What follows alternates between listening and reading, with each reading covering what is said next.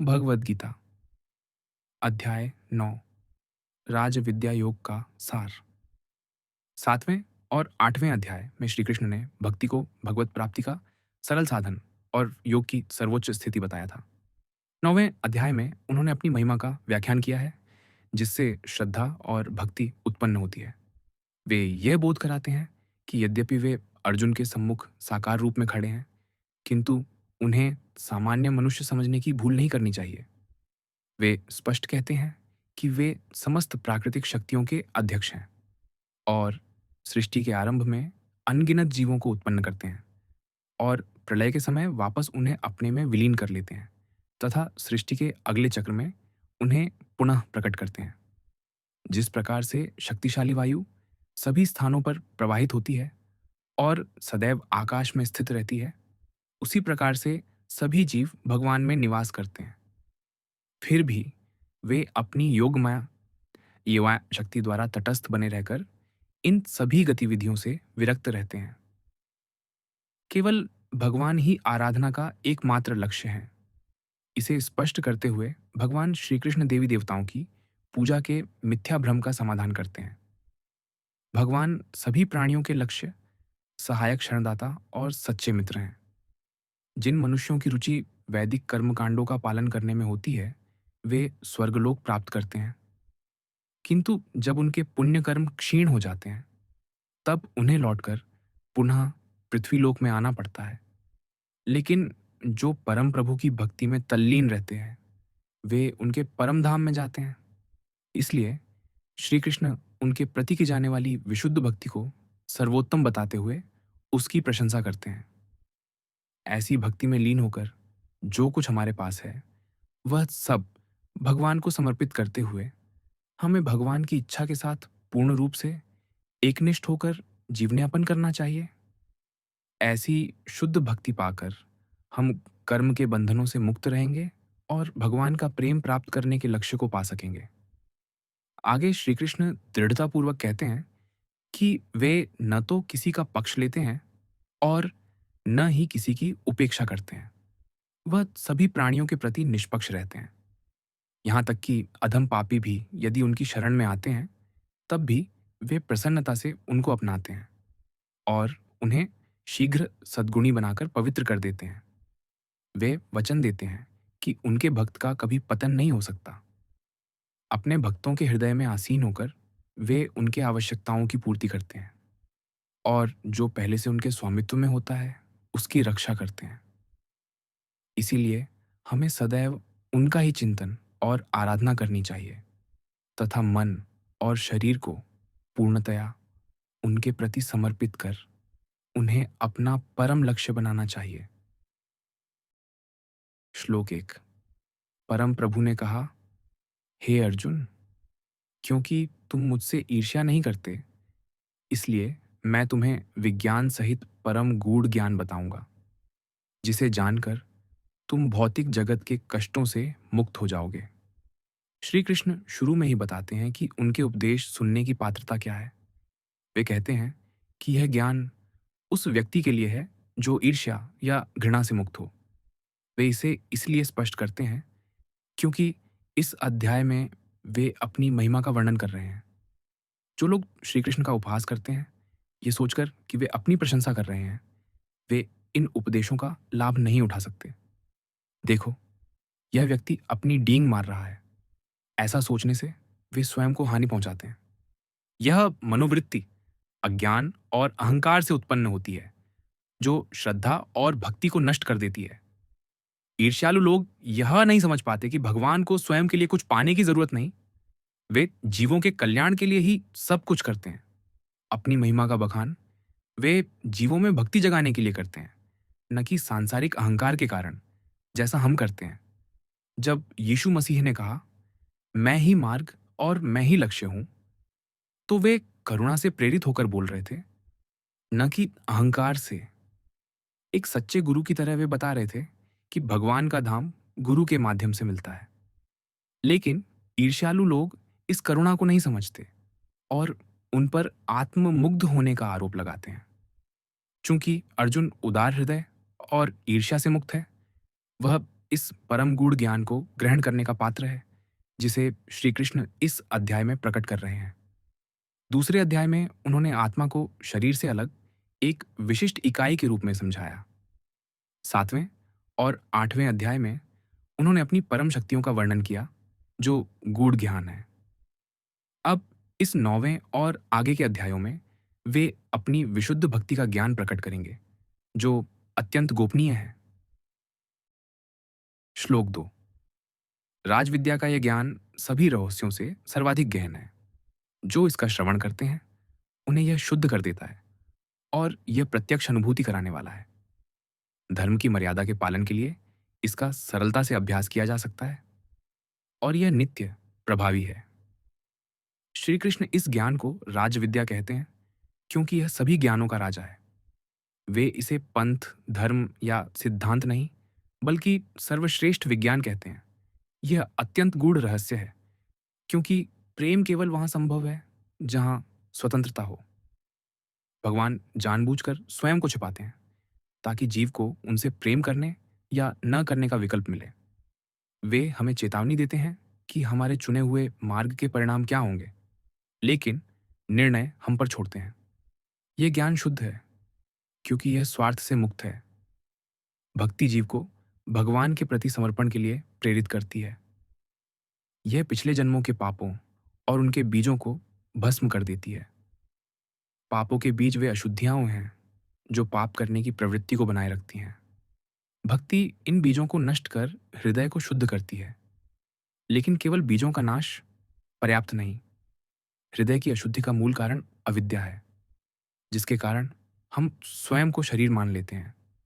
इससे सांसारिक सुखों की कामनाएं जन्म लेती हैं, जो हमें काम, क्रोध और लोभ की ओर ले जाती हैं। जब तक अविद्या रहती है, हृदय बार बार अशुद्ध होता रहेगा। भक्ति से भगवान और आत्मा का ज्ञान प्राप्त होता है, जो अविद्या को नष्ट कर देता है। भक्ति रसामृत सिंधु में कहा गया है कि भक्ति पाप, उनके बीज और अविद्या, इन तीनों का विनाश करती है। जब ये तीनों नष्ट हो जाते हैं, तब हृदय स्थायी रूप से शुद्ध हो जाता है। ये ज्ञान प्रत्यक्ष अनुभूति देता है।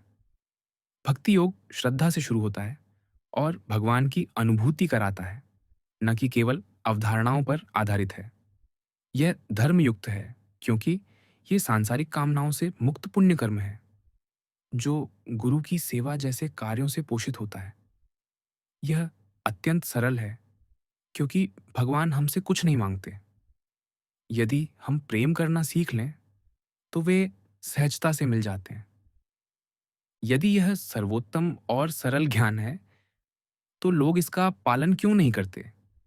श्री कृष्ण इसका कारण अगले श्लोक में बताएंगे। श्लोक 3। हे शत्रु विजेता, जो लोग इस धर्म में श्रद्धा नहीं रखते, वे मुझे प्राप्त नहीं कर सकते। वे जन्म मृत्यु के मार्ग पर चलते हुए बार बार इस संसार में लौटकर आते रहते हैं।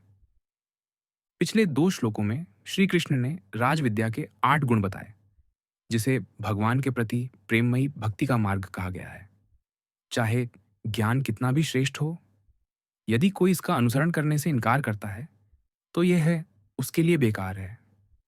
भक्ति में पहला कदम श्रद्धा है। भक्ति रसामृत सिंधु में कहा गया है कि भगवान की अनुभूति का पहला सोपान श्रद्धा है, फिर सत्संग और एकांत साधना आती है। लोग अक्सर कहते हैं कि वे केवल उसी पर विश्वास करते हैं जिसकी प्रत्यक्ष अनुभूति हो। चूंकि भगवान की तत्काल अनुभूति नहीं होती, वे उन पर विश्वास नहीं करते।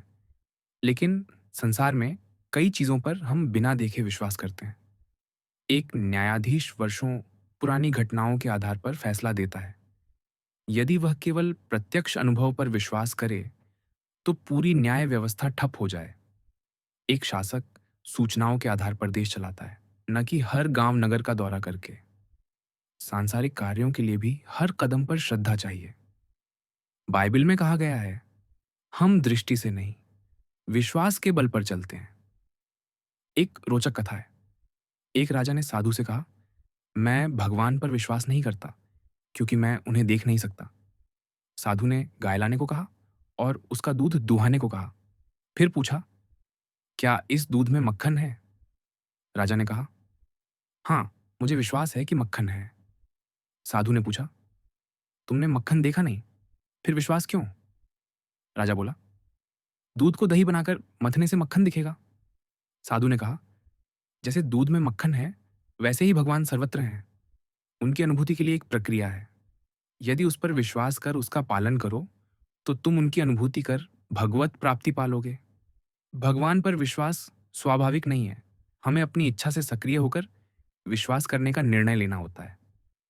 कौरव सभा में जब दुःशासन ने द्रौपदी को निर्वस्त्र करने की कोशिश की, तो श्री कृष्ण ने उनकी साड़ी बढ़ाकर उनकी लज्जा बचाई। सभी कौरवों ने यह चमत्कार देखा, पर उन्होंने श्री कृष्ण की सर्वशक्तिमत्ता पर विश्वास नहीं किया और उनकी चेतना जागृत नहीं हुई। श्री कृष्ण कहते हैं कि जो आध्यात्मिक मार्ग में विश्वास नहीं रखते, वे इस ज्ञान से वंचित रहते हैं और जन्म मृत्यु के चक्र में फंसे रहते हैं। श्लोक 4। यह समूचा ब्रह्मांड अव्यक्त रूप में मेरे द्वारा व्याप्त है। सभी जीवित प्राणी मुझ में निवास करते हैं, लेकिन मैं उनमें निवास नहीं करता। वैदिक दर्शन इस विचार को नहीं मानता कि भगवान सृष्टि रचने के बाद सातवें आसमान से यह देखते हैं कि संसार ठीक चल रहा है या नहीं। वे बार बार कहते हैं कि भगवान सर्वत्र व्याप्त हैं। श्वेताश्वर उपनिषद में कहा गया है कि एक ही परमेश्वर है जो सभी के हृदय में और सर्वत्र व्याप्त है। ईशोपनिषद में लिखा है, भगवान संसार में सर्वत्र व्याप्त हैं। पुरुष सूक्त में भी कहा गया, भगवान उन सब में व्याप्त हैं जो हैं और जो होंगे। भगवान की सर्वव्यापकता को दार्शनिक अलग अलग समझाते हैं। कुछ कहते हैं कि संसार भगवान का परिणाम है, जैसे दूध दही में बदल जाता है, दही दूध का परिणाम है। उसी तरह वे मानते हैं कि भगवान संसार के रूप में परिवर्तित हो गए। अन्य दार्शनिक कहते हैं कि संसार भगवान का भ्रम है, जैसे अंधेरे में रस्सी को सांप समझ लेना या चांदनी में मोती को चांदी समझना। वे कहते हैं कि केवल भगवान ही सत्य है और संसार भ्रम है। लेकिन 7वें अध्याय के 4 और 5वें श्लोक के अनुसार संसार न तो परिणाम है, न भ्रम। यह भगवान की माया शक्ति से बना है। जीवात्माएं भी उनकी जीव शक्ति है। माया और जीव दोनों भगवान की शक्तियां हैं और उनके परम व्यक्तित्व में समाहित हैं। लेकिन श्री कृष्ण कहते हैं कि वे प्राणियों में निवास नहीं करते, क्योंकि असीम सीमित में समा नहीं सकता। वे इन शक्तियों के योग से परे हैं। जैसे समुद्र से लहरें निकलती हैं, जो उसका अंश है, लेकिन समुद्र लहरों से कहीं विशाल है। वैसे ही जीव और माया भगवान के स्वरूप में है, पर भगवान उनसे परे हैं। श्लोक 5। मेरी दिव्य शक्तियों के रहस्य को देखो। यद्यपि मैं सभी जीवित प्राणियों का रचयिता और पालक हूं, तथापि मेरे द्वारा उत्पन्न प्राणी मुझ में स्थित नहीं रहते और मैं उनसे या माया शक्ति से प्रभावित नहीं होता। पिछले श्लोक में बताई गई दो शक्तियां माया शक्ति और जीव शक्ति हैं, लेकिन भगवान की तीसरी शक्ति योग माया है, जिसे इस श्लोक में दिव्य शक्ति कहा गया है। योग माया भगवान की सबसे प्रबल शक्ति है, जो असंभव को संभव बना सकती है। यह भगवान के विराट व्यक्तित्व, उनके गुणों और विस्मयकारी कार्यों को प्रकट करती है। उदाहरण के लिए, भगवान हमारे हृदय में रहते हैं, पर हमें इसका बोध नहीं होता, क्योंकि योग माया हमें उनसे अलग रखती है। इसी तरह भगवान स्वयं को माया शक्ति के प्रभाव से मुक्त रखते हैं। श्रीमद् भागवतम में कहा गया है कि माया शक्ति भी भगवान के सामने खड़े होने में लज्जा अनुभव करती है। क्या यह आश्चर्यजनक नहीं कि भगवान माया में व्याप्त हैं, फिर भी उससे अछूते रहते हैं? यह योग माया का रहस्य है। यदि संसार भगवान को प्रभावित करता, तो प्रलय के समय उनके स्वरूप में भी विकृति आती। लेकिन संसार के सभी परिवर्तनों के बावजूद भगवान अपने दिव्य स्वरूप में अप्रभावित रहते हैं। वेदों में उन्हें दशांगुली भी कहा गया है, अर्थात वे संसार में हैं, पर उससे 10 अंगुल दूर और अछूते रहते हैं। श्लोक 6। यह जान लो कि जिस प्रकार प्रबल वायु प्रत्येक स्थान पर प्रवाहित होती है और आकाश में जाकर स्थित हो जाती है, वैसे ही सभी जीव सदैव मुझ में स्थित रहते हैं। श्री कृष्ण ने चौथे से छठे श्लोक तक 3 बार मुझ में स्थित शब्द का उपयोग किया है। इसका अर्थ है कि सभी प्राणी भगवान में ही रहते हैं और उनसे अलग नहीं हो सकते, चाहे वे विभिन्न शरीरों में रहें या संसार के सुख दुख भोगें। यह समझना कठिन है कि संसार भगवान में कैसे स्थित है। ग्रीक कथाओं में एटलस को पृथ्वी और स्वर्ग को कंधों पर उठाए दिखाया गया है, जो अपमान में उसे सजा के रूप में मिला था। लेकिन यहां भगवान का यह कहना कि सभी प्राणी उनमें स्थित हैं, इसका ऐसा अर्थ नहीं है। संपूर्ण ब्रह्मांड आकाश में है और आकाश भगवान द्वारा बनाया गया है, इसलिए सभी जीव भगवान में ही स्थित हैं। श्री कृष्ण इस अवधारणा को समझाने के लिए एक उपमा देते हैं। जैसे वायु का आकाश से अलग कोई स्वतंत्र अस्तित्व नहीं है, वह तेजी से बहती है पर आकाश में ही रहती है।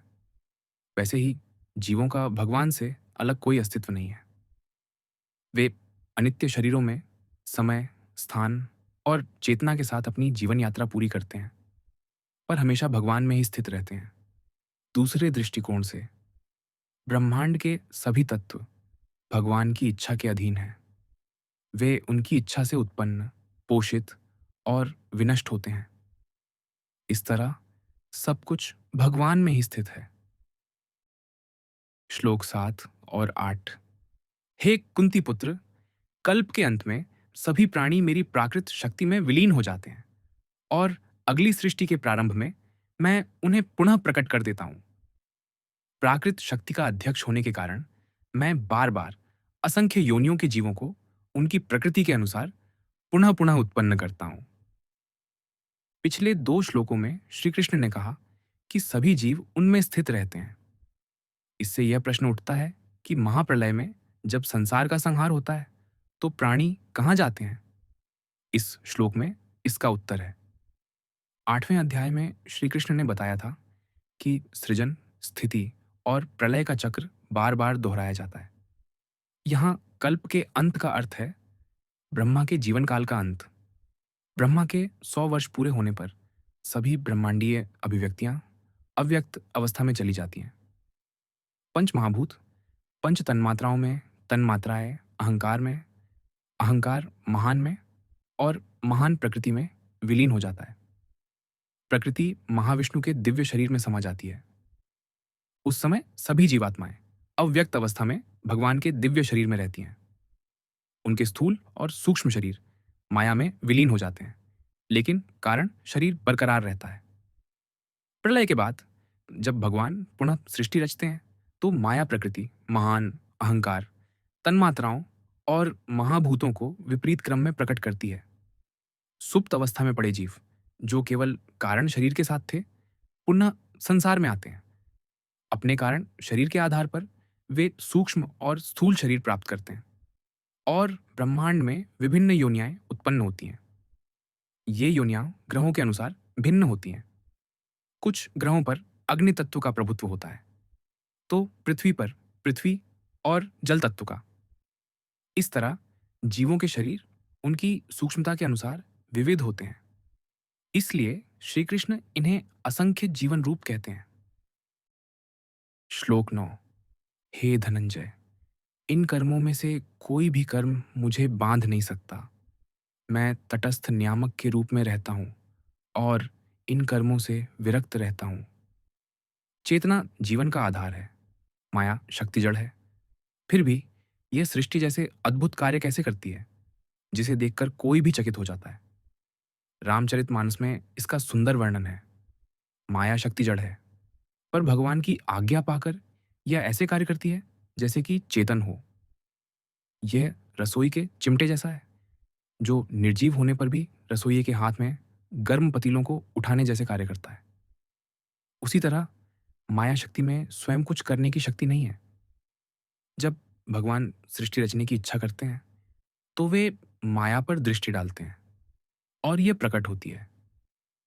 हालांकि सृष्टि भगवान की इच्छा से होती है, फिर भी वे माया के कार्यों से अप्रभावित रहते हैं।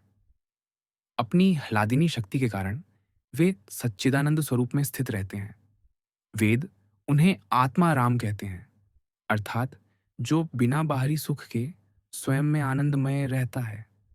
श्री कृष्ण अब आगे बताएंगे कि वे अकर्ता और नियामक के रूप में कैसे हैं। श्लोक 10। हे कुंती पुत्र, यह प्राकृत शक्ति मेरी आज्ञा से चर और अचर प्राणियों को उत्पन्न करती है। इसी कारण भौतिक जगत में परिवर्तन होते रहते हैं। पिछले श्लोक में बताया गया कि भगवान जीवों के सृजन में प्रत्यक्ष रूप से शामिल नहीं होते। उनकी नियुक्त शक्तियां और पुण्य आत्माएं ये कार्य करती हैं।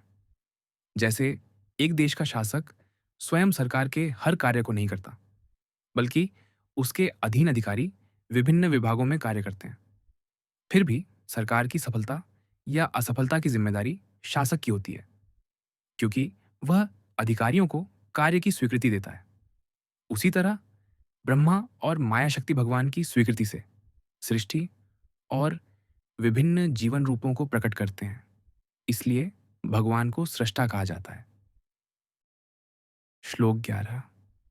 जब मैं मनुष्य रूप में अवतार लेता हूँ, तब मूर्ख लोग मुझे समस्त प्राणियों के परमात्मा के रूप में पहचानने में समर्थ नहीं होते। महान आचार्य कभी कभी अपने शिष्यों को आत्मसंतुष्टि से बाहर निकालने के लिए कठोर शब्दों का उपयोग करते हैं, ताकि वे गहन चिंतन करें। यहाँ श्री कृष्ण मूर्ख शब्द का प्रयोग उन लोगों के लिए करते हैं जो उनके साकार रूप की दिव्यता को नहीं मानते, जो कहते हैं कि भगवान निराकार हैं और साकार रूप नहीं ले सकते। वे उनकी सर्वशक्तिमत्ता का खंडन करते हैं।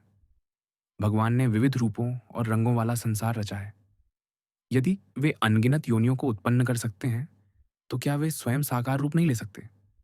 ये कहना कि भगवान साकार नहीं हो सकते, उन्हें अपूर्ण मानना है। हम जीव साकार रूप धारण करते हैं। यदि भगवान ऐसा न कर सके, तो वे हमसे भी कम शक्तिशाली होंगे। भगवान पूर्ण हैं, इसलिए उनके पास साकार और निराकार दोनों रूप हैं। वैदिक ग्रंथों में कहा गया है, ऋग्वेद में भगवान को ग्वालों के परिवार में बालक रूप में देखा गया।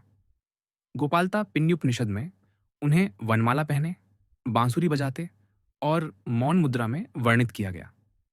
श्रीमद् भागवतम में कहा गया कि भगवान मनुष्य रूप लेते हैं। ब्रह्म संहिता में ब्रह्मा कहते हैं कि श्री कृष्ण सच्चिदानंद, अनादि और सर्व कारण के कारण हैं। उनका शरीर पंचमहाभूतों से नहीं, बल्कि दिव्य है, जो उनकी इच्छा से प्रकट होता है। चौथे अध्याय में श्री कृष्ण कहते हैं कि यद्यपि वे अजन्मा और अविनाशी हैं, फिर भी योग माया के द्वारा साकार रूप में प्रकट होते हैं। हम जीव चिरकाल से संसार में जन्म ले रहे हैं।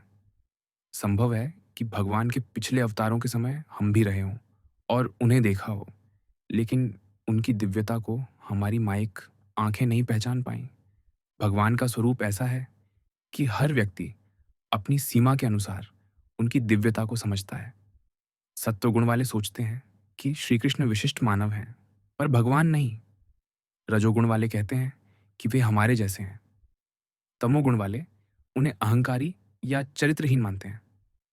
केवल भगवत प्राप्त संत, जो उनकी कृपा से दिव्य दृष्टि पाते हैं, उन्हें भगवान के रूप में पहचानते हैं। इसलिए श्री कृष्ण कहते हैं कि माया में जकड़े जीव उनके अवतार को नहीं पहचान पाते। श्लोक 12। माया शक्ति से मोहित होने के कारण ऐसे लोग आसुरी और नास्तिक विचारों को ग्रहण करते हैं। इस अवस्था में उनके आत्मकल्याण की आशा निरर्थक हो जाती है। उनके कर्म फल व्यर्थ हो जाते हैं और उनका ज्ञान निष्फल हो जाता है। भगवान के साकार रूप को लेकर संसार में कई मत प्रचलित हैं। कुछ लोग कहते हैं कि भगवान अवतार नहीं लेते, इसलिए श्री कृष्ण भगवान नहीं, बल्कि केवल योगी थे। कुछ मानते हैं कि श्री कृष्ण माया से युक्त निम्न श्रेणी के ब्रह्म हैं। अन्य कहते हैं कि वे चरित्रहीन थे, जो अविवाहित गोपियों के पीछे घूमते थे। यह श्लोक कहता है कि ये सभी सिद्धांत गलत हैं। जो लोग इन्हें मानते हैं, उनकी बुद्धि माया शक्ति से प्रभावित है। श्री कृष्ण कहते हैं कि ऐसे लोग आसुरी प्रवृत्ति वाले हैं, क्योंकि वे भगवान के साकार रूप के प्रति हृदय में दिव्य भाव नहीं लाते। इस कारण वे उनकी भक्ति में लीन नहीं हो पाते। साथ ही भगवान के निराकार रूप की आराधना बहुत कठिन है, इसलिए वे न साकार की भक्ति कर पाते हैं, न निराकार की। परिणाम स्वरूप वे आत्मिक उत्थान के मार्ग से वंचित रहते हैं। माया से मोहित होने के कारण उनकी आत्मकल्याण की आशा, कर्म फल और ज्ञान सब व्यर्थ हो जाते हैं। श्लोक 13। हे पार्थ, किंतु वे महान आत्माएं जो मेरी दिव्य शक्ति का आश्रय लेती हैं, वे मुझे समस्त सृष्टि के उद्गम के रूप में जान लेती हैं। वे अपने मन को केवल मुझ में स्थिर कर मेरी अनन्य भक्ति करती हैं। श्री कृष्ण की उपदेश शैली अद्भुत है, जो विरोधाभासी विषयों को भी सरलता से समझाती है। माया से मोहित लोगों का वर्णन करने के बाद वे महान पुण्य आत्माओं की बात करते हैं। भौतिक जीवन एक लंबा स्वप्न है जिसे माया के प्रभाव में सोई आत्माएं अनुभव करती है। इसके विपरीत महान आत्माएं अज्ञानता से जाग चुकी होती है और लौकिक चेतना को स्वप्न की तरह त्याग देती है। माया के बंधनों से मुक्त होकर वे योग माया शक्ति की शरण लेती हैं। ऐसी प्रबुद्ध आत्माएं भगवान के साथ अपने शाश्वत संबंध को समझ लेती हैं। जैसे भगवान के साकार और निराकार रूप हैं, वैसे ही योग माया के भी दो रूप हैं। यह निराकार शक्ति है, पर राधा, सीता, दुर्गा, लक्ष्मी, काली आदि में साकार रूप में प्रकट होती है। ये सभी भगवान की अलौकिक शक्तियों की अभिव्यक्तियां हैं और एक दूसरे से भिन्न नहीं हैं। जैसे कृष्ण, राम, शिव, नारायण आदि भगवान के भिन्न रूप नहीं हैं। ब्रह्म वैवर्त पुराण में कहा गया है कि राधा गोलोक और गोकुल में, रुक्मिणी द्वारका में, सीता मिथिला में और द्रौपदी उनकी छाया के रूप में प्रकट हुई। रावण ने जिस सीता का हरण किया, वह भी वही थी जो राम की पत्नी थी। श्री कृष्ण कहते हैं कि महान आत्माएं उनकी दिव्य शक्ति की शरण लेती है। इसका कारण है कि ज्ञान, प्रेम और भगवान की कृपा सभी उनकी अलौकिक शक्तियां हैं, जो योग माया श्री राधा के अधीन है। योग माया की कृपा से ही कोई प्रेम, ज्ञान और भगवान की अनुकंपा पाता है। ऐसी पुण्य आत्माएं जो उनकी कृपा प्राप्त करती है, दिव्य प्रेम से युक्त होकर उनकी अविरल भक्ति में तल्लीन रहती है। श्लोक 14। मेरी दिव्य महिमा का सदैव कीर्तन करते हुए दृढ़ निश्चय के साथ विनयपूर्वक मेरे सामने नतमस्तक होकर वे निरंतर प्रेममयी भक्ति के साथ मेरी आराधना करते हैं। यह कहने के बाद कि पुण्य आत्माएं उनकी भक्ति में लीन रहती है, श्री कृष्ण अब बताते हैं कि वे भक्ति कैसे करते हैं। भक्त भगवान की महिमा का कीर्तन करते हैं, जो भक्ति को बढ़ाने का सशक्त माध्यम है। भक्ति रसामृत सिंधु में कहा गया है कि भगवान के नाम, रूप, गुण, लीला, धाम और संतों की महिमा का गुणगान कीर्तन है। कीर्तन में श्रवण, कीर्तन और स्मरण तीनों भक्ति रूप शामिल हैं। मन को भगवान में लगाने का लक्ष्य तभी पूरा होता है जब श्रवण और गायन के साथ अभ्यास किया जाए। छठे अध्याय में कहा गया कि मन वायु की तरह चंचल है, जो एक विचार से दूसरे में भटकता रहता है। श्रवण और गायन ज्ञानेंद्रियों को आध्यात्मिक क्षेत्र में लगाकर चंचल मन को भगवान की भक्ति में लीन करने में मदद करते हैं। कीर्तन के कई लाभ हैं। जप या एकांत ध्यान में लोग अक्सर ऊँघते हैं, पर कीर्तन नींद भगाता है। इसके मधुर स्वर शोरगुल को शांत करते हैं। यह सामूहिक रूप से किया जा सकता है, जिसमें कई लोग शामिल हो सकते हैं। मन स्वाभाविक रूप से विविधता की ओर आकर्षित होता है, जो भगवान के नाम, गुण, लीलाओं और धामों के कीर्तन से मिलती है। मधुर और उच्च स्वर में कीर्तन से भगवान के नाम की तरंगें वातावरण को पवित्र और सुखद बनाती हैं। इसीलिए सूरदास, तुलसीदास, मीराबाई, कबीर, तुकाराम, एकनाथ, नरसिंह मेहता, जयदेव, त्यागराज जैसे संतों ने भक्ति रस से पूर्ण काव्य और भजन रचे, जिनके द्वारा वे भगवान की महिमा में लीन रहे। वैदिक ग्रंथ, विशेष रूप से कलयुग में, कीर्तन को भक्ति का सरल मार्ग बताते हैं। श्रीमद् भागवतम में कहा गया है कि सतयुग में ध्यान, त्रेता में यज्ञ, द्वापर में मूर्ति पूजा और कलयुग में कीर्तन सर्वश्रेष्ठ है। अध्यात्म रामायण कहता है कि चाहे कोई कामनाओं से युक्त हो या विकारों से भरा, राम के नाम के कीर्तन से परम लक्ष्य प्राप्त होता है। वैशंपायन संहिता कहती है कि पापी भी विष्णु के नाम के कीर्तन से मुक्त हो सकता है। रामचरितमानस में लिखा है इस समय कि कलयुग में भगवान के गुणों का गान कर कोई भी संसार सागर पार कर सकता है। लेकिन यह याद रखना चाहिए कि कीर्तन में श्रवण और गायन सहायक हैं। भक्ति का सार है भगवान का स्मरण। यदि स्मरण की उपेक्षा की जाए तो कीर्तन से मन शुद्ध नहीं होगा। श्री कृष्ण कहते हैं कि कीर्तन के साथ मन से भगवान का निरंतर चिंतन करना चाहिए। दृढ़ता से मन के शुद्धिकरण के लिए इसका अभ्यास करना चाहिए। श्लोक 15। अन्य लोग जो ज्ञान के संवर्धन हेतु यज्ञ करने में लगे रहते हैं, वे विविध प्रकार से मेरी ही आराधना में लीन रहते हैं। कुछ लोग मुझे अभिन्न रूप में देखते हैं, जो उनसे भिन्न नहीं है, जबकि अन्य मुझे अपने से भिन्न रूप में देखते हैं। कुछ मेरे ब्रह्मांडीय रूप की अनंत अभिव्यक्तियों के रूप में मेरी पूजा करते हैं। साधक परम सत्य को पाने के लिए विभिन्न आध्यात्मिक मार्ग अपनाते हैं। श्री कृष्ण पहले भक्तों का वर्णन कर चुके हैं, जो स्वयं को भगवान का अंश और सेवक मानकर उनके चरणों में समर्पित होते हैं। अब वे अन्य मार्गों का वर्णन करते हैं। ज्ञान योगी स्वयं को भगवान से अलग नहीं मानते। वे सोहम मैं वही हूँ या शिवोहम मैं शिव हूँ जैसे सूत्रों का गहन चिंतन करते हैं।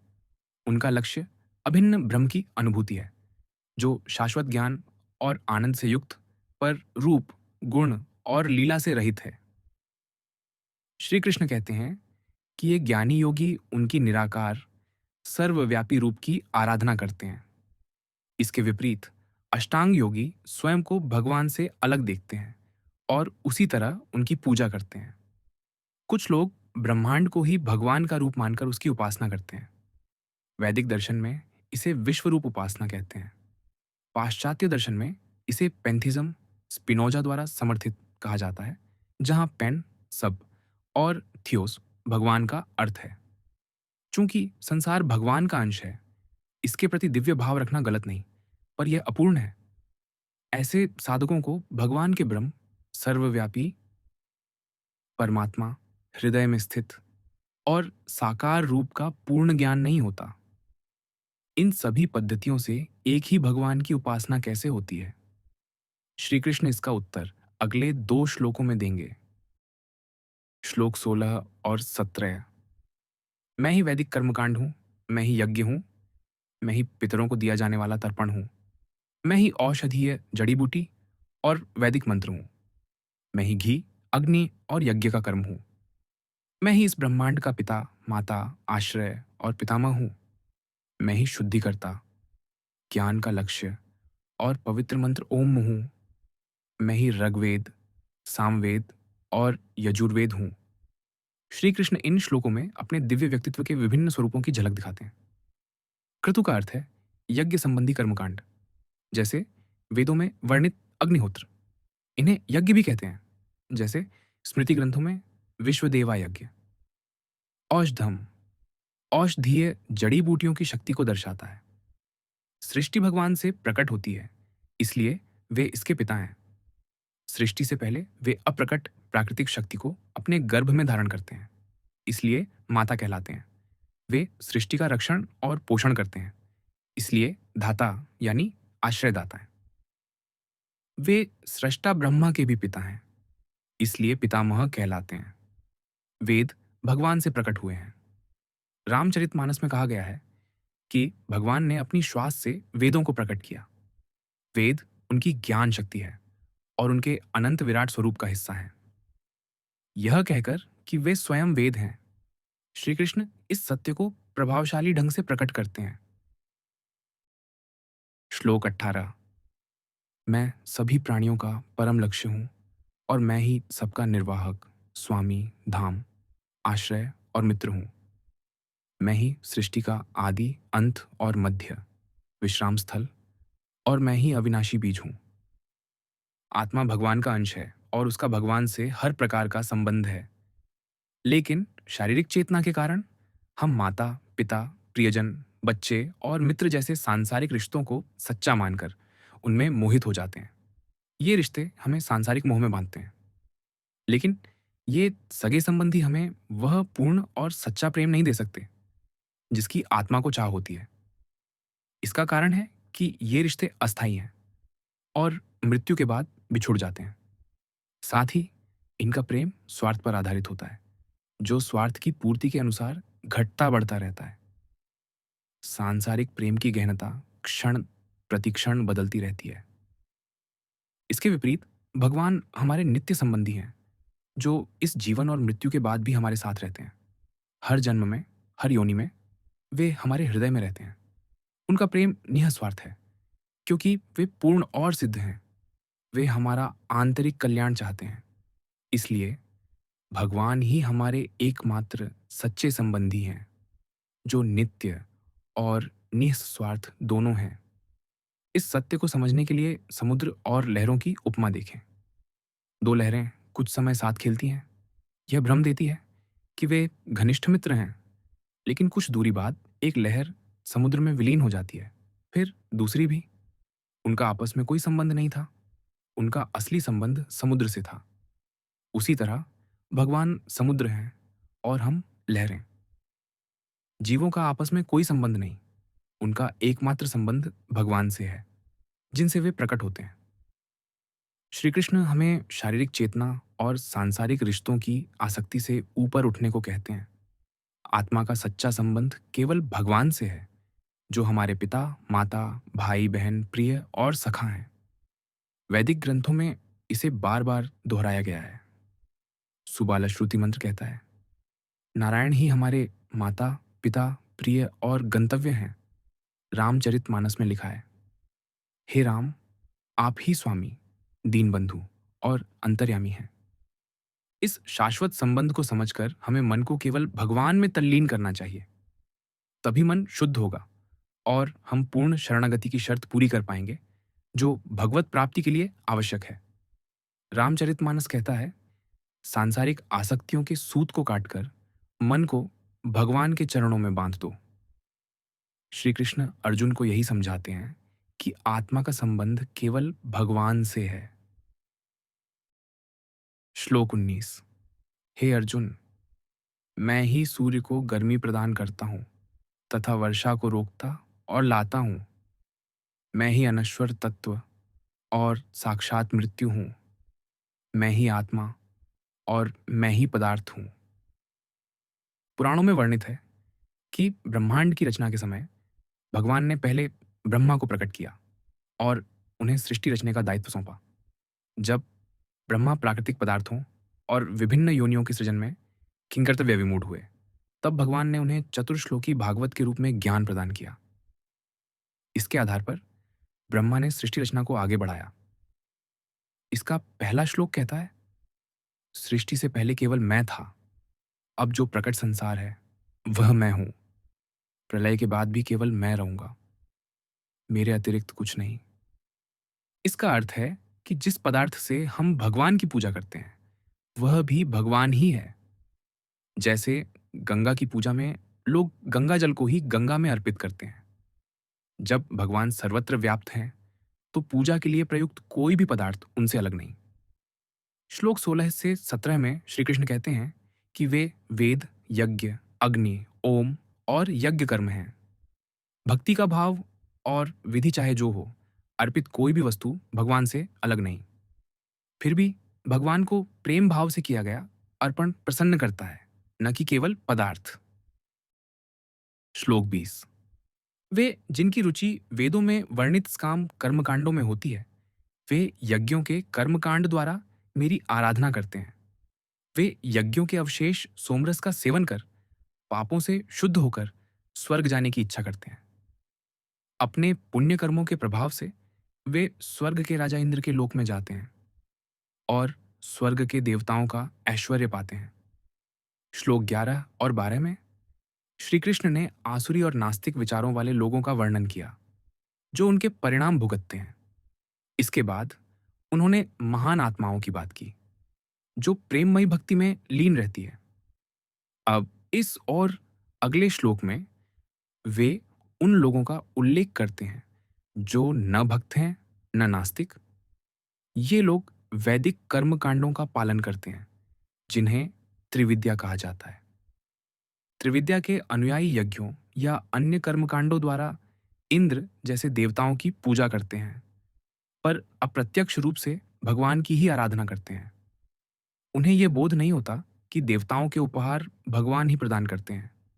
ये कर्मकांड शुभ हैं, पर भक्ति की श्रेणी में नहीं आते। इनके द्वारा जन्म मृत्यु के चक्र से मुक्ति नहीं मिलती।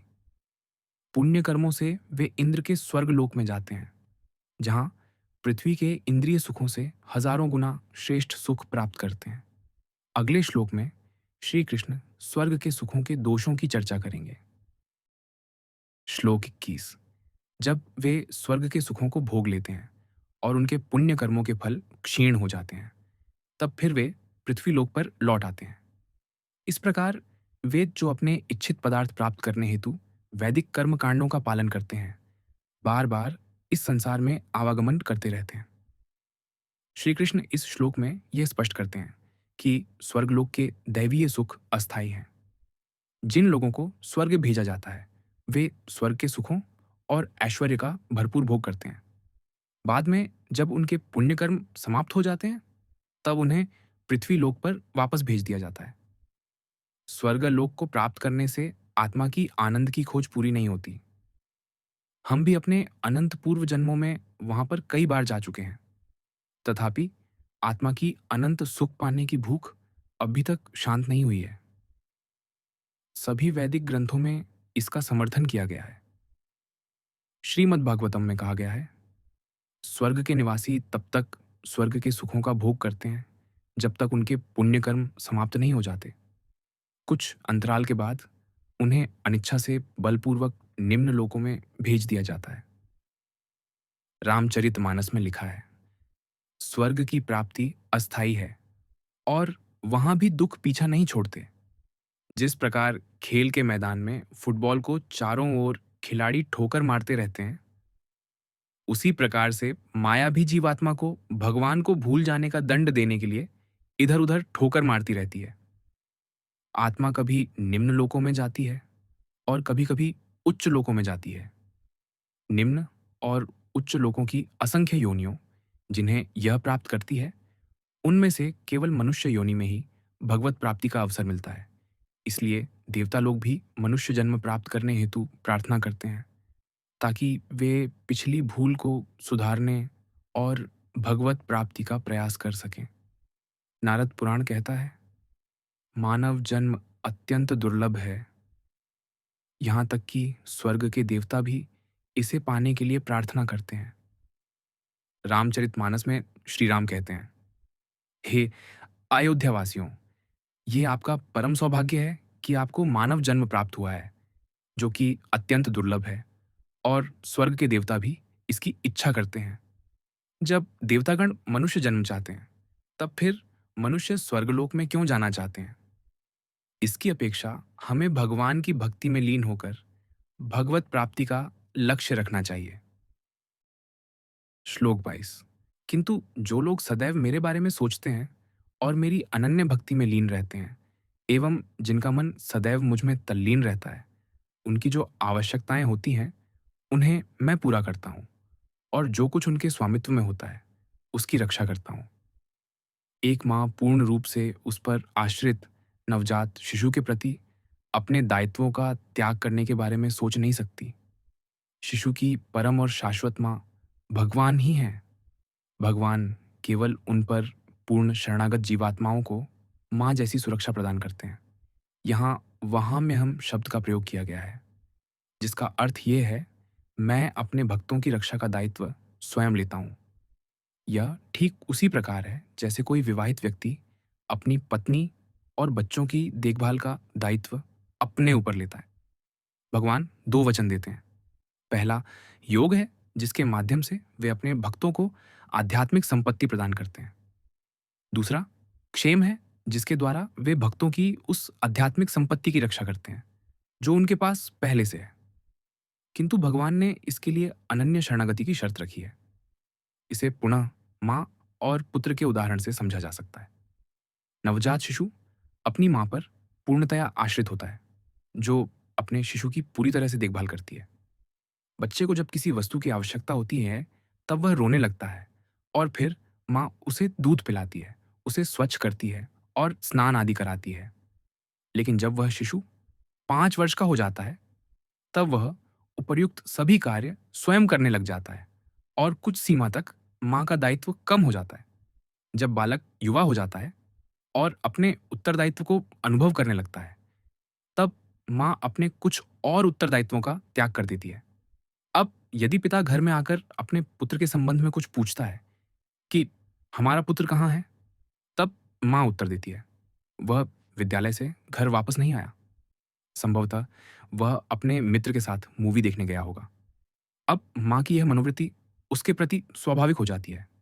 किंतु जब यही बालक 5 वर्ष का था और यदि उसे विद्यालय से लौटने में 10 मिनट की भी देरी हो जाती थी, तब माता और पिता दोनों ही चिंतित हो जाते थे। क्या हुआ होगा? वह छोटा बालक है और ये आशंका करने लगते कि उसके साथ कोई दुर्घटना तो नहीं घटी। ज़रा विद्यालय में फ़ोन कर पता लगाएँ। इस प्रकार बालक जितना अधिक अपने उत्तरदायित्वों को समझने लगता है, माँ उतना ही अपने दायित्वों का निर्वहन करना छोड़ देती है। भगवान का नियम भी कुछ ऐसा है।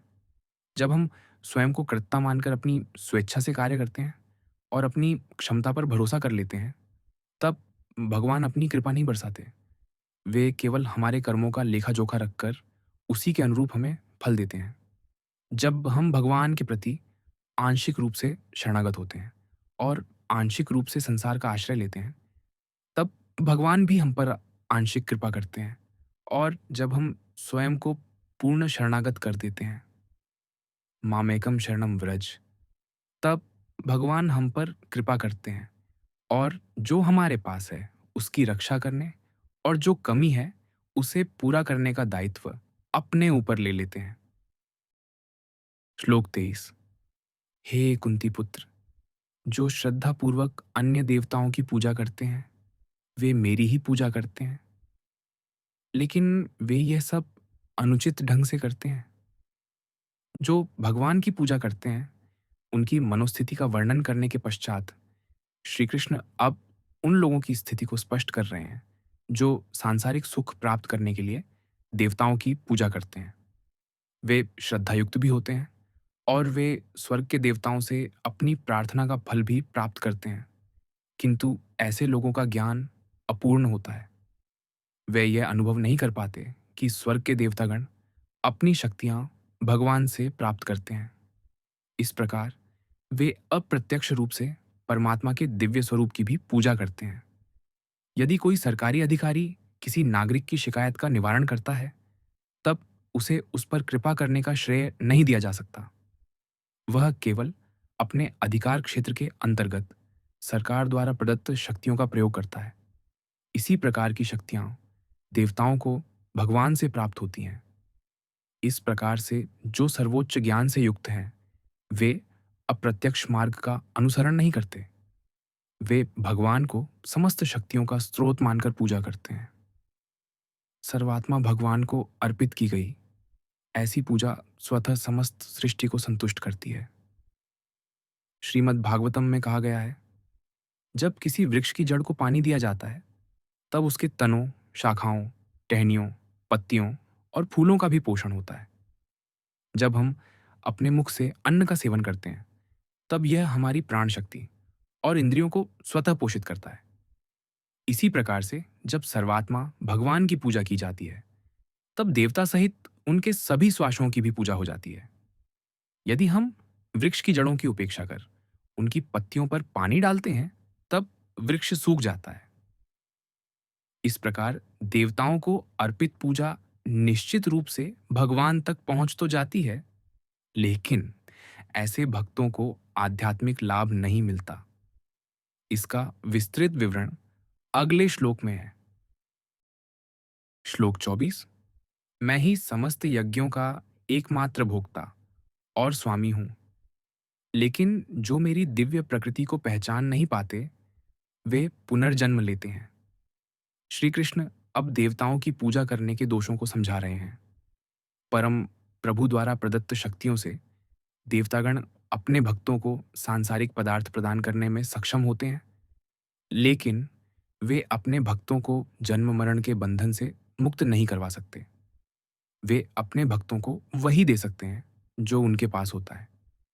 जब स्वर्ग के देवतागण ही संसार अर्थात जन्म मरण के बंधन से मुक्त नहीं होते, तब ऐसी स्थिति में वे अपने भक्तों को इससे कैसे मुक्ति दिला सकते हैं? दूसरी ओर जिनका ज्ञान परिपूर्ण होता है, वे अपनी समस्त आराधना को श्रद्धापूर्वक भगवान के चरण कमलों पर समर्पित करते हैं, और जब उनकी भक्ति परिपक्व अवस्था में पहुंच जाती है, तब वे नश्वर संसार से परे भगवान के दिव्य लोक को प्राप्त करते हैं। श्लोक 25। जो देवताओं की पूजा करते हैं, वे देवताओं के बीच जन्म लेते हैं। जो पितरों की पूजा करते हैं, वे पितरों की योनियों में जन्म लेते हैं।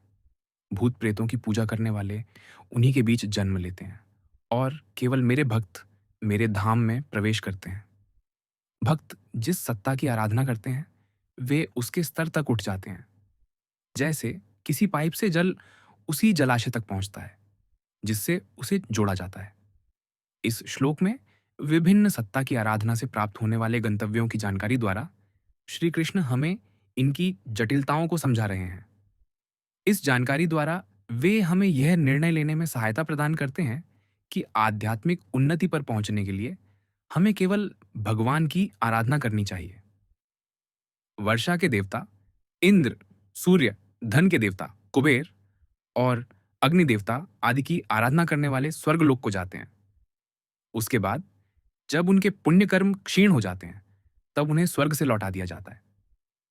पितर हमारे पूर्वज हैं, उनके प्रति कृतज्ञता के विचारों को प्रश्रय देना उत्तम है, लेकिन अनावश्यक रूप से उनके कल्याण की चिंता हानिकारक होती है।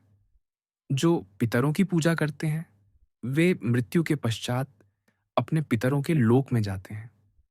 कुछ लोग अज्ञानतावश भूत प्रेतों की पूजा करते हैं। पाश्चात्य जगत में लोग इंद्रजाल और सम्मोहन, अफ्रीका में काला जादू करने वाले, और भारत में वाम मार्गी तांत्रिक भूत प्रेतों का आह्वान करते हैं।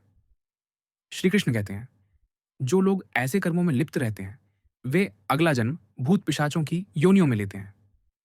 परम भक्त वे हैं जो अपना मन भगवान के दिव्य स्वरूप में अनुरक्त कर देते हैं। व्रत का अर्थ संकल्प लेना और वचनबद्ध होना है। ऐसी भाग्यशाली आत्माएं जो दृढ़ संकल्प से भगवान की आराधना करती है और जो दृढ़तापूर्वक उनकी भक्ति में लीन रहती है, वे अगले जन्म में उनके लोक में जाती हैं। श्लोक 26। यदि कोई मुझे श्रद्धा भक्ति के साथ पत्र, पुष्प, फल या जल ही अर्पित करता है, तब मैं प्रसन्नतापूर्वक अपने भक्त द्वारा प्रेम पूर्वक और शुद्ध मानसिक चेतना के साथ अर्पित उस वस्तु को स्वीकार करता हूं। परम प्रभु की आराधना के लाभों को प्रतिष्ठित करने के पश्चात श्री कृष्ण अब ये समझाते हैं कि किस प्रकार से इसका अनुपालन करना अत्यंत सरल है। देवताओं और पितरों की पूजा में उन्हें संतुष्ट करने हेतु कई विधियां निश्चित की गई हैं, जिनका अनिवार्य रूप से अनुपालन करना पड़ता है। लेकिन भगवान उनके भक्तों द्वारा प्रेम पूर्वक शुद्ध हृदय से अर्पित किए गए किसी भी पदार्थ को स्वीकार करते हैं। यदि आपके पास भगवान को अर्पित करने के लिए केवल फल है, तब उसे ही अर्पित करने से भगवान प्रसन्न हो जाते हैं। यदि फल उपलब्ध नहीं है, तो उन्हें पुष्प अर्पित कर सकते हैं। यदि फूलों का मौसम नहीं है, तब भगवान को प्रेम पूर्वक उपहार के रूप में पत्ता अर्पित करना ही पर्याप्त होता है। यदि पत्ते मिलने में कठिनाई हो, तो जल, जो कहीं भी उपलब्ध हो सकता है, अर्पित किया जा सकता है। किंतु यह अर्पण श्रद्धा भक्ति युक्त होना चाहिए। इस श्लोक में भक्त्या शब्द का प्रयोग पहली एवं दूसरी पंक्ति में किया गया है। भक्त की यह भक्ति ही भगवान को प्रसन्न करती है, न कि अर्पित किए गए उपहार का मूल्य। इस अद्भुत कथन द्वारा श्री कृष्ण भगवान के दिव्य स्वभाव को प्रकट कर रहे हैं। वे अर्पित की गई भेंट के मूल्य को महत्व नहीं देते। इसके विपरीत वे हमारे भेंट का मूल्य सभी पदार्थों से अधिक आंकते हैं। इसीलिए हरिभक्ति विलास में यह वर्णन किया गया है। यदि तुम भगवान को निश्चल प्रेम के साथ केवल तुलसी का एक पत्ता और इतना जल, जिसे तुम अपनी हथेली पर रख सको, भेंट करते हो, तब वे इसके बदले में वे स्वयं को तुम्हें सौंप देंगे, क्योंकि वे प्रेम के बंधन में बंध जाते हैं। ये कितना आश्चर्यजनक है कि अनंत ब्रह्मांडों के स्वामी, जिनके गुण और विशेषताएं अत्यंत अद्भुत और वर्णन से परे हैं, और जिनके संकल्प मात्र से असंख्य ब्रह्मांड उत्पन्न होते हैं और पुनः नष्ट हो जाते हैं, वे अपने भक्तों द्वारा सच्चे प्रेम के साथ अर्पित की गई भेंटों को सहर्ष स्वीकार करते हैं। यहाँ प्रयुक्त प्रेतात्मनः शब्द यह सूचित करता है, मैं उन्हीं की भेंट स्वीकार करता हूँ जिनका हृदय शुद्ध है। श्रीमद् भागवत में भी ऐसा ही वर्णन किया गया है। अपने महल में अपने प्रिय मित्र सुदामा के सूखे चावल खाते हुए श्री कृष्ण ने इस प्रकार से कहा, यदि कोई मुझे श्रद्धा भक्ति के साथ पत्र, पुष्प, फल या जल अर्पित करता है, तो मैं शुद्ध चेतना युक्त मेरे भक्त द्वारा प्रेम पूर्वक अर्पित किए उस पदार्थ को सहर्ष स्वीकार करता हूँ। भगवान जब पृथ्वी पर अवतार लेते हैं, तब वे अपनी दिव्य लीलाओं में इन गुणों को प्रदर्शित करते हैं। महाभारत के युद्ध से पूर्व जब श्री कृष्ण कौरवों और पांडवों में समझौता होने की संभावना का पता लगाने हस्तिनापुर गए, तब दुर्योधन ने श्री कृष्ण को भोजन खिलाने के लिए 56 भोग तैयार करवाए। श्री कृष्ण उसके आतिथ्य को ठुकराकर और वहां भोजन करने के स्थान पर विदुरानी की कुटिया में गए, जो उनकी सेवा का अवसर पाने की अभिलाषा कर रही थी।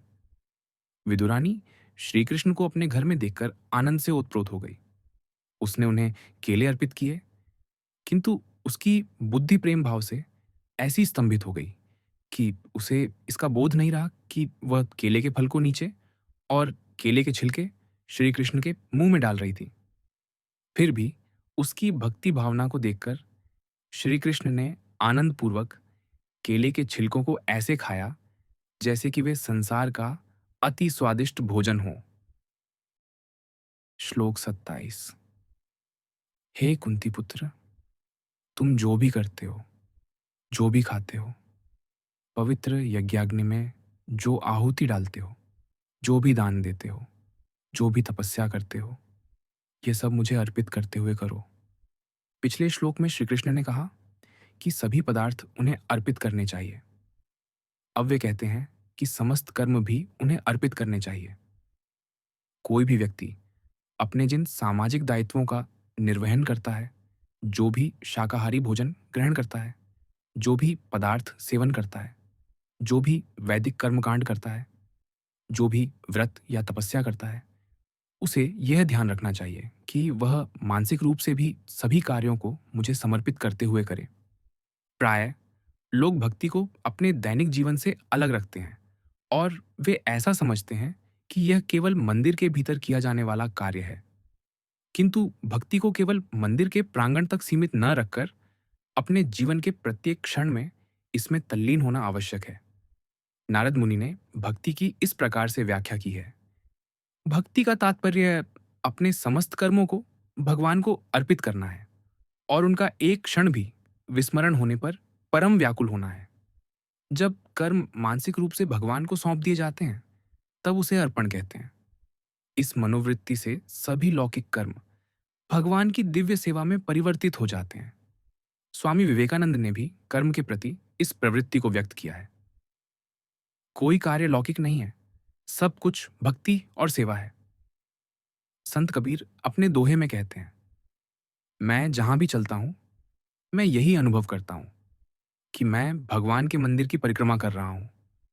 मैं जो भी कर्म करता हूं, उसे मैं भगवान की सेवा के रूप में देखता हूं।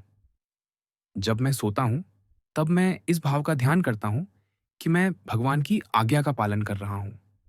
इस प्रकार मैं भगवान में एकनिष्ठ हो जाता हूं।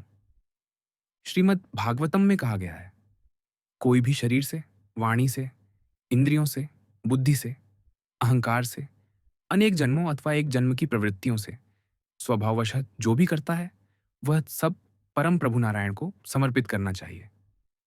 किंतु यह अर्पण कार्य के अंत में केवल मंत्रों के उच्चारण द्वारा नहीं किया जाना चाहिए, जैसे कि श्री कृष्ण समर्पण मस्तु आदि मंत्रों का उच्चारण वैदिक अनुष्ठानों में किया जाता है। इस अर्पण को इस चेतना के साथ क्रियान्वित करना चाहिए कि हम जो भी कार्य करते हैं, वे सब भगवान के सुख के लिए हैं। ये कहकर कि सभी कार्य भगवान को अर्पित करने चाहिए, अब श्री कृष्ण इसके लाभों की व्याख्या करेंगे। श्लोक 28। इस प्रकार सभी कार्य मुझे समर्पित करते हुए तुम शुभ और अशुभ फलों के बंधन से मुक्त रहोगे। इस वैराग्य द्वारा मन को मुझ में अनुरक्त कर तुम मुक्त होकर मेरे पास आ पाओगे। सभी कार्य दोषों से युक्त होते हैं, जैसे अग्नि धुएं से ढकी होती है। जब हम धरती पर चलते हैं, तब हम अनजाने में लाखों अणुजीवों को मारते हैं। अभी भी हम पर्यावरण को दूषित करने और दूसरों को दुखी करने में लगे रहते हैं। यहाँ तक कि यदि हम एक कटोरी दही का सेवन करते हैं, तब भी हम उसमें व्याप्त जीवों को मारने का पाप अर्जित करते हैं। कुछ धर्मों के संत मुंह पर पट्टी बांधकर अहिंसा को कम करने का प्रयत्न करते हैं, किंतु इसे पूर्ण रूप से समाप्त नहीं किया जा सकता, क्योंकि हमारी श्वासों से भी इन जीवों का विनाश होता है। कर्म के नियम के अनुसार हमें अपने कर्म का फल भोगना ही पड़ता है। पुण्य कर्म भी बंधन का कारण है, क्योंकि वे जीवात्मा को अपने कर्मों का फल भोगने के लिए स्वर्ग जाने के लिए विवश करते हैं। इस प्रकार शुभ और अशुभ कर्मों का परिणाम निरंतर जन्म और मृत्यु के चक्र में घूमना है। फिर भी श्री कृष्ण ने इस श्लोक में सभी कर्मों के फलों को नष्ट करने का सरल उपाय बताया है। उन्होंने संन्यास योग शब्द प्रयोग किया है, जिसका अर्थ स्वार्थ को त्यागना है। वे कहते हैं कि जब हम अपने कर्मों को भगवान के सुख के लिए समर्पित करते हैं, तब हम शुभ और अशुभ परिणामों के बंधनों से मुक्त हो जाते हैं। जो अपने भीतर ऐसी चेतना विकसित कर लेते हैं, उन्हें योग युक्त आत्मा कहा जाता है। ऐसे योगी जीवन मुक्त हो जाते हैं और नश्वर शरीर को छोड़ने पर उन्हें दिव्य शरीर और भगवान के दिव्य धाम में नित्य सेवा प्राप्त होती है। श्लोक 29। मैं संभव से सभी जीवों के साथ व्यवहार करता हूँ। न तो मैं किसी से द्वेष करता हूँ और न ही पक्षपात करता हूँ। लेकिन जो भक्त मेरी प्रेममयी भक्ति करते हैं, मैं उनके हृदय में और वे मेरे हृदय में निवास करते हैं। कल्पना करें, कोई व्यक्ति दुनिया के अन्याय से दुखी होकर कहता है, भगवान सब देख रहा है, धनवान और ताकतवर चाहे जो करें, लेकिन भगवान का न्याय होगा। ये एक सार्वभौमिक विश्वास को दर्शाता है कि अगर भगवान हैं, तो वे निश्चित रूप से निष्पक्ष और न्यायी होंगे। लेकिन पिछले श्लोक में श्री कृष्ण के वचन ये शंका पैदा करते हैं कि क्या भगवान अपने भक्तों का पक्ष लेते हैं? अगर सब कुछ कर्म के नियम के अधीन है, तो भगवान अपने भक्तों को इससे मुक्त क्यों करते हैं? क्या यह पक्षपात नहीं है? श्री कृष्ण इस शंका को दूर करते हुए कहते हैं, मैं सभी के लिए समान हूं। मेरे मन में न किसी के लिए द्वेष है, न पक्षपात। मेरी कृपा हर प्राणी के लिए समान रूप से उपलब्ध है। लेकिन इसमें एक दिव्य नियम काम करता है। श्री कृष्ण ने पहले कहा था, लोग जिस भाव से मेरी शरण लेते हैं, मैं उसी तरह उन्हें फल देता हूं। इसे ऐसे समझें, बारिश का पानी धरती पर समान रूप से बरसता है। अगर वह उपजाऊ खेत में गिरे तो अन्न बनता है। अगर रेगिस्तान की कांटेदार झाड़ी पर गिरे तो कांटों को बढ़ाता है, और अगर गंदे नाले में गिरे तो गंदा पानी बन जाता है। बारिश पक्षपात नहीं करती, वह अपनी कृपा सभी पर समान बरसाती है। लेकिन परिणाम उस स्थान की प्रकृति पर निर्भर करता है जहां पानी गिरता है। उसी तरह श्री कृष्ण कहते हैं, मैं सभी प्राणियों के साथ समान व्यवहार करता हूं, लेकिन जो मुझसे प्रेम नहीं करते, वे मेरी कृपा से वंचित रहते हैं, क्योंकि उनके हृदय अशुद्ध हैं। अब श्री कृष्ण भक्ति की शक्ति को समझाने जा रहे हैं। श्लोक 30। यदि कोई महापापी भी अनन्य भक्ति के साथ मेरी उपासना में लीन रहता है, तब उसे साधु मानना चाहिए, क्योंकि वह अपने संकल्प में दृढ़ रहता है। भगवान के प्रति भक्ति में इतनी शक्ति है कि वह सबसे बड़े पापी के हृदय को भी बदल सकती है। शास्त्रों में इसके उत्तम उदाहरण हैं। अजामिल और वाल्मीकि, जिनकी कथाएं हर जगह गाई जाती हैं। वाल्मीकि के पापों का बोझ इतना भारी था कि वह भगवान के 2 अक्षरों वाले नाम राम का उच्चारण भी नहीं कर पाता था। उसके पाप उसे डिवाइन नाम जपने से रोक रहे थे। तब उनके गुरु ने एक उपाय सुझाया। उन्हें उल्टा नाम मरा जपने को कहा। बार बार मरा मरा जपने से राम राम की ध्वनि स्वतः निकलने लगी। इस तरह अनन्य भक्ति के बल पर वाल्मीकि, जो एक महापापी थे, महान संत बन गए। रामचरितमानस में कहा गया है, उलटा नाम जपत जग जाना, वाल्मीकि भय ब्रह्म समाना। अर्थात सारा संसार इस बात का साक्षी है कि उल्टे नाम का जप करने वाला वाल्मीकि सिद्ध संत बन गया। इसलिए पापियों को हमेशा के लिए नरक में नहीं डाला जाता। श्री कृष्ण घोषणा करते हैं कि यदि कोई महापापी भी उनकी अनन्य भक्ति करने लगे तो उसे पापी नहीं कहा जा सकता। वह शुद्ध संकल्प वाला हो जाता है और धर्मात्मा बन जाता है। श्लोक 31। वे शीघ्र धार्मिक बन जाते हैं और चिरस्थायी शांति पाते हैं। हे कुंती पुत्र, निडर होकर यह घोषणा कर दो कि मेरे भक्त का कभी पतन नहीं होता। क्या केवल संकल्प लेने से भक्त पूज्य बन जाता है?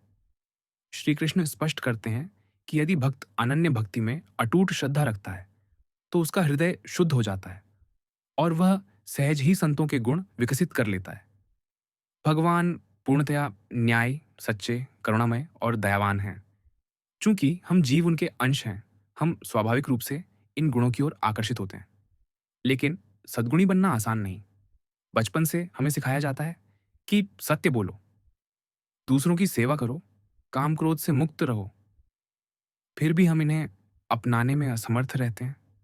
इसका कारण है मन की अशुद्धि। बिना मन शुद्ध किए दोषों का नाश संभव नहीं। जगत गुरु श्री कृपालु जी महाराज कहते हैं, सत्य, अहिंसा आदि मन बिन हरि भजन न पाए। जलते घृत निकले नहीं, कोटिन करिए उपाय। अर्थात कितना भी प्रयास कर लो, जल से घी नहीं निकलता। उसी तरह सत्य, अहिंसा जैसे गुण बिना भक्ति के नहीं मिलते। ये गुण तभी प्रकट होते हैं जब मन शुद्ध हो, और मन की शुद्धि सच्चिदानंद भगवान में अनुरक्त हुए बिना संभव नहीं। श्री कृष्ण अर्जुन को निर्भीक होकर घोषणा करने को कहते हैं कि उनके भक्त का कभी पतन नहीं होता। वे यह नहीं कहते कि ज्ञानी या कर्मकांडी का पतन नहीं होता। वे केवल अपने भक्तों को वचन देते हैं कि उनका कभी विनाश नहीं होगा। यह वही बात है जो उन्होंने इस अध्याय के 22वें श्लोक में कही कि वे अपने अनन्य भक्तों की रक्षा का दायित्व लेते हैं। लेकिन श्री कृष्ण स्वयं यह घोषणा क्यों नहीं करते, बल्कि अर्जुन को कहते हैं? इसका कारण है कि कभी-कभी भगवान को विशेष परिस्थितियों में अपना वचन तोड़ना पड़ता है। लेकिन वे नहीं चाहते कि उनका भक्त कभी वचन भंग करे। उदाहरण के लिए श्री कृष्ण ने संकल्प लिया था कि वे महाभारत में शस्त्र नहीं उठाएंगे। लेकिन उनके परम भक्त भीष्म ने प्रतिज्ञा की कि वे अर्जुन का वध करेंगे या श्री कृष्ण को शस्त्र उठाने पर मजबूर करेंगे। भीष्म की प्रतिज्ञा की रक्षा के लिए श्री कृष्ण ने अपना वचन तोड़ दिया। इसलिए यहां वे अर्जुन से कहते हैं, तुम घोषणा करो कि मेरे भक्त का कभी विनाश नहीं होता। मैं वचन देता हूं कि तुम्हारा यह कथन सत्य होगा। श्लोक 32। वे सब जो मेरी शरण ग्रहण करते हैं, चाहे वे किसी भी कुल, लिंग या जाति के हों, भले ही समाज से तिरस्कृत क्यों न हों, वे परम लक्ष्य को प्राप्त करते हैं। कुछ लोग भाग्यशाली होते हैं जो ऐसे परिवारों में जन्म लेते हैं जहां बचपन से उन्हें उच्च आदर्श और सदाचारी जीवन की शिक्षा मिलती है। यह सौभाग्य पिछले जन्मों के अच्छे कर्मों का फल है। लेकिन कुछ लोग दुर्भाग्यवश अपराधियों, जुआरियों या नास्तिकों के परिवार में जन्म लेते हैं, जो उनके पिछले पाप कर्मों का परिणाम है। श्री कृष्ण कहते हैं कि चाहे कोई किसी भी जाति, लिंग या कुल में जन्मा हो, जो उनकी पूर्ण शरण लेता है, वह अपने परम लक्ष्य को प्राप्त कर लेता है। भक्ति मार्ग की यह मानता है कि हर कोई इसे अपनाने के योग्य है, जबकि अन्य मार्गों के लिए कठोर नियम है। जगत गुरु शंकराचार्य ने ज्ञान मार्ग की पात्रता के बारे में कहा है कि केवल विवेक, वैराग्य, समाधि गुणों और मोक्ष की तीव्र इच्छा वाले लोग ही इसके योग्य हैं। इसी तरह वैदिक कर्म कांडों के लिए 6 मापदंड बताए गए हैं: उचित स्थान, समय, प्रक्रिया, मंत्रों का शुद्ध उच्चारण, शुद्ध सामग्री और यज्ञ करने वाले ब्राह्मण की योग्यता में विश्वास। अष्टांग योग के लिए भी कठिन नियम हैं, जैसे शुद्ध स्थान पर स्थिर आसन में बैठना। लेकिन भक्ति योग इतना सरल है कि इसे किसी भी समय, स्थान, परिस्थिति या सामग्री के साथ किया जा सकता है। पद्म पुराण में कहा गया है तात्पर्य है कि भक्ति में न स्थान का बंधन है, न समय का। भगवान केवल हृदय के प्रेम को देखते हैं। सभी जीव उनकी संतान हैं। भगवान अपनी भुजाएं फैलाए सभी को अपनाने को तैयार हैं, बशर्ते हम शुद्ध प्रेम के साथ उनकी ओर बढ़ें। श्लोक 33। फिर पुण्य कर्म करने वाले राजर्षियों और धर्मात्मा ज्ञानियों के बारे में क्या कहना? इसीलिए इस अनित्य और आनंद रहित संसार में आकर मेरी भक्ति में लीन रहो। यदि महापापी भी भक्ति मार्ग में सफल हो सकता है, तो अधिक योग्य जीवों को इसमें संदेह क्यों करना चाहिए? राजर्षियों और धर्मात्मा ज्ञानियों को तो अनन्य भक्ति के द्वारा परम लक्ष्य प्राप्त करने का और भी विश्वास होना चाहिए। श्री कृष्ण अर्जुन को संकेत देते हैं, तुम जैसे राजर्षि को यह समझना चाहिए कि यह संसार अस्थाई और दुखों से भरा है। मेरी भक्ति में दृढ़ता से लीन रहो और अनंत आनंद में मग्न रहो। अन्यथा राज परिवार की उत्तम शिक्षा, सुख सुविधाएं और अनुकूल परिवेश सब व्यर्थ हो जाएंगे, अगर तुम इनका उपयोग परम लक्ष्य प्राप्त करने के लिए नहीं करते। श्लोक 34।